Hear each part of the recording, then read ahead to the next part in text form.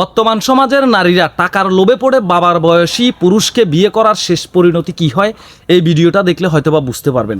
স্ক্রিনে যে ফটোটি দেখতে পাচ্ছেন, এই মানুষটা, এই যে মুরব্বী মানুষটা, এই মানুষটার কাছে আমাদের এই আফুটি বিয়ে বসেন।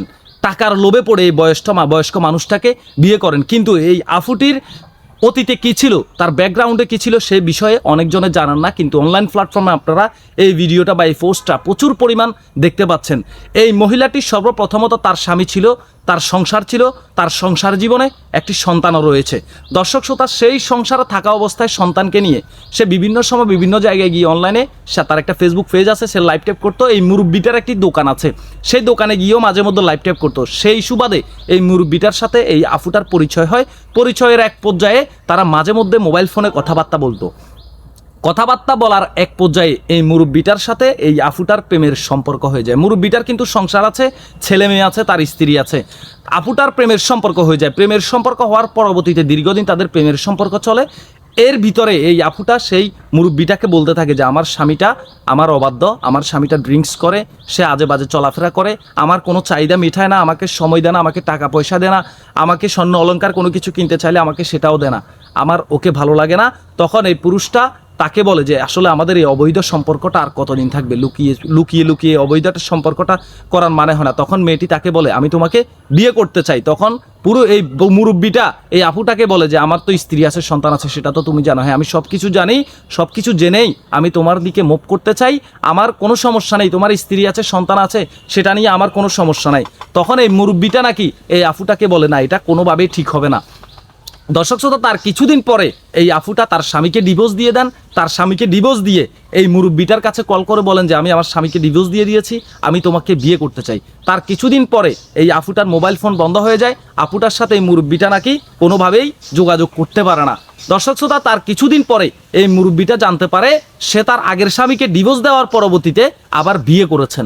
বিয়ে করার পরবর্তীতে এই মুরব্বিটাকে বেশ কিছুদিন গেলে সে ফোন কল করার পরে বলে যে আমি আমার সন্তানের দিকে তাকিয়ে, সংসারের দিকে তাকিয়ে আমি আমার আগের স্বামীকে গ্রহণ করেছি, আমাকে ক্ষমা করে দেবেন। তারপর বেশ কিছুদিন যোগাযোগ নেই। কিছুদিন পরবর্তীতে গত রমজানে নাকি এই মুরব্বিটার সাথে আফুটা আবার যোগাযোগ করে বলে যে আমি চেষ্টা করেছিলাম ওর কাছে থাকার বা ওর সাথে সংসার করার, কিন্তু আমার পক্ষে সম্ভব হলো না। ও আমাকে নির্যাতন করে, ও আমার কোনো চাহিদা মেটায় না, ও আমাকে কোনো কিছু দেয় না, আমি ওর কাছে সংসার করা আমার পক্ষে সম্ভব না, আমি তোমার দিকে মুভ করতে চাই। তখন এই মুরব্বিটা নাকি তাকে বারবার নিষেধ করার পরেও সে কান্নাকাটি করে তার কাছে ক্ষমা চায় এবং তার কাছে বিয়ে বসার জন্য আকুতি মিনতি জানায়। তারপর এই মুরব্বিটা এই আফুটাকে বিয়ে করে। বিয়ে করার পরবর্তীতে মূলত এই আফুটা টাকার লোভে পড়ে এই মুরব্বিটার কাছে বিয়ে বসেন। তার পরবর্তীতে সংসার জীবনে তাদের শুরু হয়ে যায় মারামারি, কোলাহল। তাদের ভিতরে কোনোভাবেই সুখ শান্তি বনিবনাত ছিল না। এক পর্যায়ে এই মুরব্বিটা আফুকে এমনভাবে মারধর করে তার গালের চুয়াল ভেঙে যায়, একটা চাকু দিয়ে আপুর পুরো গালটি কেটে ফেলে। আপনারা ফটোটা দেখেই বুঝতে পারছেন মেয়েটিকে কি পরিমাণ মেরেছে, তার মাথার ঠুলি পর্যন্ত ভেঙে ফেলেছে। এতটাই নির্মম নির্যাতন করেছে এই আপুটাকে। দর্শক শ্রোতা, আমরা এই মুরব্বিটার দৃষ্টান্তমূলক শাস্তি দাবি করছি। যদিও তাদের মধ্যে এখন তালাক হয়ে যায়, কিন্তু তালাক হয়ে গেলে যে সে বেঁচে যাবে এটা কোনোভাবেই আমরা মেনে নিতে পারবো না। সে অন্যায়কারী, সে একটা নারীর জীবন শেষ করে দিয়েছে। আর যে নারীটা সে তার স্বামীর সংসার রেখে স্বামীকে তালাক দিয়ে, ডিভোর্স দিয়ে, টাকার লোভে পড়ে বাবার বয়সী মুরব্বী লোকটাকে বিয়ে করেছে, সে তার সাজা অবশ্যই পেয়েছে।